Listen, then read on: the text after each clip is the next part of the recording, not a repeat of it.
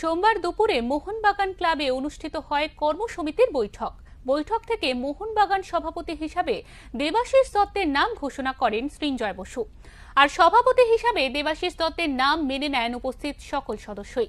পাশাপাশি একই বৈঠক থেকে মনোনীত করা হয়েছে সহ সভাপতিদেরও। বাগানের সহ সভাপতি পদে এবার দেখা যাবে সৌমিক বোস, মানস ভট্টাচার্য, উত্তম কুমার সাহা, কুণাল ঘোষ ও দেবাশিস মিত্রকে। পাশাপাশি এদিনের বৈঠকে জানানো হয়েছে প্রাক্তন সভাপতি টুটু বসুকে কোন পদ দেওয়া হবে সেই নিয়ে আলোচনা পরে হবে।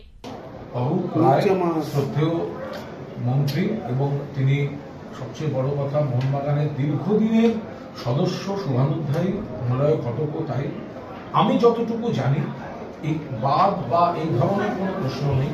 এবার যেহেতু ঐক্যমত্যের প্যানেল হয়েছে, ফলে সৃঞ্জয় ঘোষ এবং দেবাশিস দত্ত তারা মুখোমুখি বসে কিছুটা ঐক্যমত্যের ভিত্তিতেই, কারণ মোহনবাগান পরিবারে যাতে ভোটাভুটি অবধি না যায়, তো সেই জায়গায় দাঁড়িয়ে তারা সিদ্ধান্ত নিচ্ছে। সবকটি সহসভাপতির আসন কিন্তু এখনো পূর্ণ হয়নি।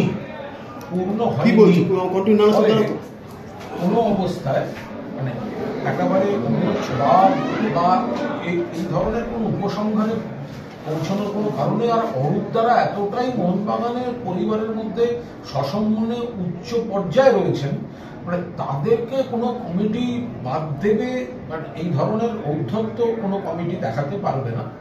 এটা হয় না। এখন কারও কাজ থাকতে পারে, এদেরও কোনো একটা থাকতে পারে, কিন্তু এর সঙ্গে কাউকে বাদ দেয়া, এই বাদ শব্দটা এখানে যায়। এরকমই আরো খবরের জন্য অবশ্যই চোখ রাখুন ওঙ্কার বাংলায়।